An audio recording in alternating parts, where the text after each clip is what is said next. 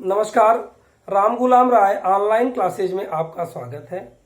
DElEd द्वितीय semester द्वितीय प्रश्न पत्र प्रारंभिक शिक्षा के नवीन प्रयास पाठ्यक्रम के अंतर्गत आज की विषय वस्तु है प्राथमिक स्तर पर बालिका शिक्षा हेतु राष्ट्रीय कार्यक्रम। प्राथमिक स्तर पर बालिका शिक्षा हेतु राष्ट्रीय कार्यक्रम, यह कार्यक्रम अति महत्वपूर्ण है बालिकाओं की शिक्षा हेतु।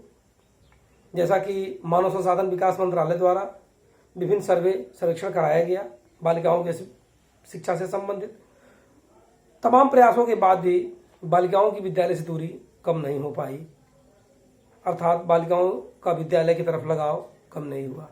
इसके लिए यह national programme for education of girls at elementary level, जिसको NPEGEL भी कहते हैं, NPEGEL and national programme for education of girls at elementary level, इस उद्देश्य से सर्व शिक्षा अभियान के तहत इस कार्यक्रम को जोड़ा गया और यह तय किया गया कि इसके द्वारा बालिकाओं के शिक्षा के तरफ के झुकाव को बढ़ाया जाए और बालिकाओं की शिक्षा का विशेष ध्यान दिया जाए। इन सभी व्यवस्थाओं के साथ कार्यक्रम के अंतर्गत शिक्षा व्यवस्था को अधिक सुदृढ़ करने का प्रयास किया गया, यानी इस कार्यक्रम को चला करके शिक्षा को और सुदृढ़ किया गया। NPGL का जो उद्देश्य था, सबसे पहला उद्देश्य था शिक्षा में लैंगिक अंतराल को कम करना, अर्थात ऐसा क्या किया जाए कि शिक्षा में जो लैंगिक अंतराल है उसे कम किया जा सके। इसके लिए समस्त जनपदों में जो निम्न महिला साक्षरता दर वाली विकास खंड या न्याय पंचायत थी, उसके अंतर्गत एक विद्यालय को मॉडल स्कूल के रूप में डेवलप किया जाए। यानी हम क्या करेंगे, सभी जनपदों के अंदर जहां निम्न महिला साक्षरता दर हो वहां पर एक विकास खंड के अंतर्गत न्याय पंचायत के अंतर्गत एक विद्यालय का चयन करें और उस विद्यालय को मॉडल क्लस्टर स्कूल के रूप में विकसित करें। उसके बाद जब वह स्कूल विकसित हो जाए तो उस स्कूल में 100% नामांकन हो और ठहराव हो। नामांकन किसका हो? बालिकाओं का। ठहराव किसका हो? उन्हीं बालिकाओं का। जिस प्रकार से वे बालिकाएं स्कूल आए और पढ़ें और वहां रुक करके अपनी अगली कक्षाओं में भी प्रोन्नत करें। केवल प्रवेश से ही तक हमारा व्यवस्था ना हो कि नामांकन हो गया काम खत्म, ऐसा नहीं। नामांकन के साथ उनके ठहराव की व्यवस्था हो। चयनित मॉडल क्लस्टर जो स्कूल है वो नामांकन और ठहराव की विशेष ध्यान दें। कमजोर छात्रों को रेमेडियल कैंप चला करके जो बच्चियां डरवश, भयवश गणित में, विज्ञान में या अन्य किसी विषय में अगर वो कमजोर हैं तो वो बच्चियां क्या करें, उन बच्चियों के लिए रेमेडियल कैंप लगाया जाए, जिसके माध्यम से वह उन कमियों को दूर कर सकें और उनके विद्यालय की तरफ भी लगाव बढ़े। एक बात और आई सामने, कार्यानुभव शिक्षा। कार्यानुभव शिक्षा का तात्पर्य है कि हम बालिकाओं को कार्य अनुभव से शिक्षाओं से जोड़ें और प्राथमिक स्तर पर कार्यानुभव शिक्षा जरूर दिया जाए। एक और बात आती है ब्रिज कोर्स। ब्रिज कोर्स के माध्यम से भी जो बालिकाएं पढ़ाई से दूर हो चुकी हैं उनको सांध्यकालीन कक्षाएं चला के या अन्य योजनाओं के द्वारा इन बच्चियों को जोड़ा जाए। यह रेमेडियल कैंप या ब्रिज कोर्स यह सिर्फ बालिकाओं को शिक्षा से विमुख हो चुके उनके मनोभावों को जोड़ने का एक सार्थक प्रयास था। इसके बाद बात आती है उद्देश्य के बाद NPGEL के क्षेत्र की। किस क्षेत्र में NPGEL कार्य करेगा? तो वहां हमने सबसे पहली बात आएगी महिला साक्षरता का जो राष्ट्रीय स्तर निम्न हो, यानी ये कार्यक्रम है महिलाओं के लिए। तो जिस क्षेत्र में महिला साक्षरता दर राष्ट्रीय स्तर से कम हो या राष्ट्रीय स्तर पर लिंगानुपात में अंतर हो। एक और बात आती है इसके साथ, वह क्षेत्र जो है शैक्षिक रूप से पिछड़ा हो। यानी हम अगर क्षेत्र की बात करें तो क्षेत्र में हम सबसे पहले क्या देखेंगे,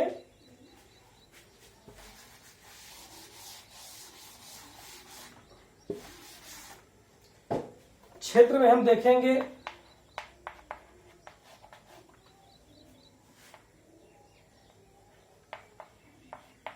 महिला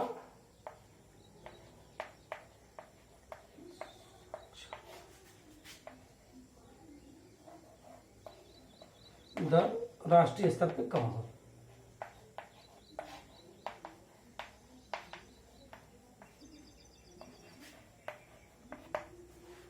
इस प्रकार से क्षेत्र में हम देखेंगे कि महिला साक्षरता के राष्ट्रीय औसत से कम, जो महिला साक्षरता दर है जहां पे राष्ट्रीय औसत से कम है, उन क्षेत्रों का चयन किया जाएगा NPGEL कार्यक्रम के लिए। लिंगानुपात के राष्ट्रीय औसत से अधिक शैक्षिक दृष्टि से पिछड़ा, यानी जिस जगहों पे लिंगानुपात से राष्ट्रीय औसत से अगर अधिक है वहां भी चयन होगा, और जो क्षेत्र शैक्षिक रूप से पिछड़ा हुआ है उसका भी चयन होगा। इसके बाद आता है कम से कम 5% SC यानी अनुसूचित जाति अनुसूचित जनजाति की जनसंख्या जहां है वहां चयन होगा, और जिन जनसंख्या में अनुसूचित जाति जनजाति की महिलाओं में साक्षरता 10% से कम है उसका चयन होगा। इसके साथ एक था चयनित शहरी मलिन बस्तियां।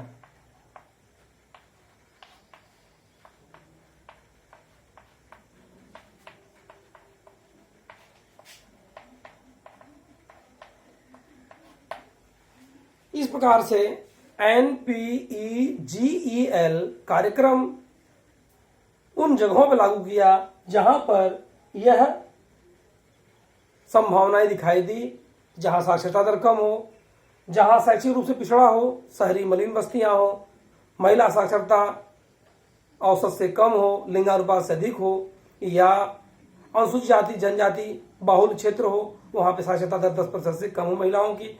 इस प्रकार से इन क्षेत्रों के चयन के बाद उद्देश्यों को पूरा करने के लिए NPGEL कार्यक्रम चलाया गया। घटक के रूप में अगर हम देखा जाए तो एक बात सबसे सामने महत्वपूर्ण आती है, घटक सबसे महत्वपूर्ण बात है प्रत्येक न्याय पंचायत में आदर्श क्लस्टर स्कूल की स्थापना आवश्यक रूप से कराई जाए। क्लस्टर में सभी विद्यालयों तक पहुंच हो, अर्थात विद्यालय की जो व्यवस्था है वह सभी न्याय पंचायत विकास खंड में हर प्रत्येक विद्यालय तक सुविधाओं को लेकर हर क्लस्टर विद्यालय तक पहुंच बनाई जाए।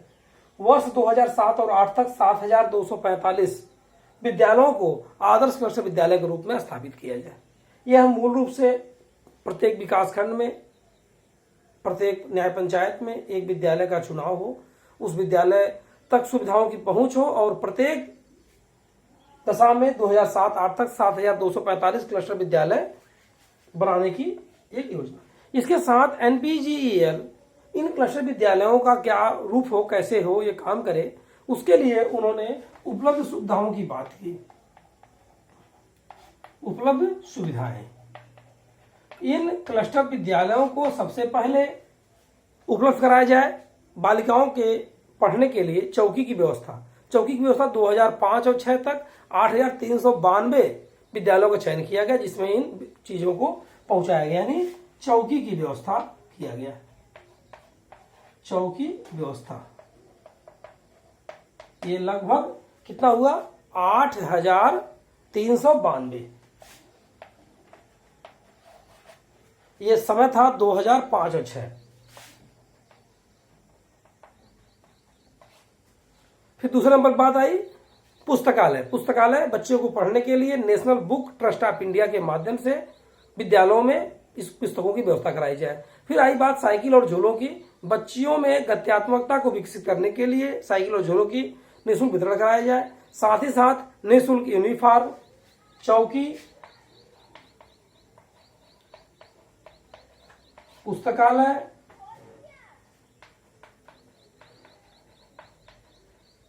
साइकिल, झूले, फिर आया निःशुल्क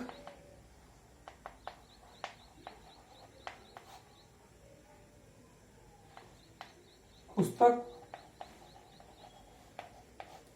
निःशुल्क पुस्तकों के साथ निःशुल्क यूनिफॉर्म भी था।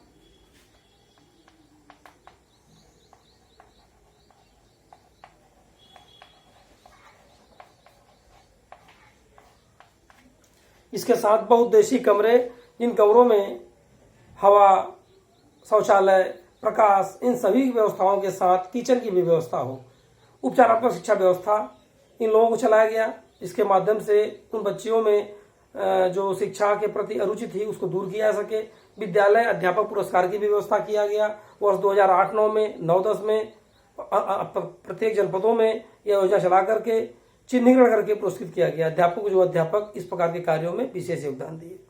इस प्रकार NPGEL यह कार्यक्रम बालिका शिक्षा के प्रोत्साहन में सर्व शिक्षा अभियान के माध्यम से चलाया गया एक बहुउद्देशीय कार्यक्रम था, जिस कार्यक्रम के अंतर्गत बालिकाओं को शिक्षा के ओर मोड़ने के लिए, उनकी साक्षरता दर को बढ़ाने के लिए, लिंग अनुपात को कम करने के साथ साथ क्लस्टर विद्यालयों को विकास किया गया, जिस विद्यालय में तमाम सुविधाएं बढ़ाई गई। इन सुविधाओं में आपने देखा चौकी की व्यवस्था, पुस्तकालय की व्यवस्था, national book trust of India के माध्यम से साइकिल और झूलों की व्यवस्था, साथ ही साथ निःशुल्क यूनिफॉर्म, निःशुल्क पुस्तकें, बहुउद्देशीय कमरे, अध्यापक पुरस्कार योजना और उपचारात्मक शिक्षा के माध्यम से बालिकाओं की शिक्षा को बढ़ावा दिया गया।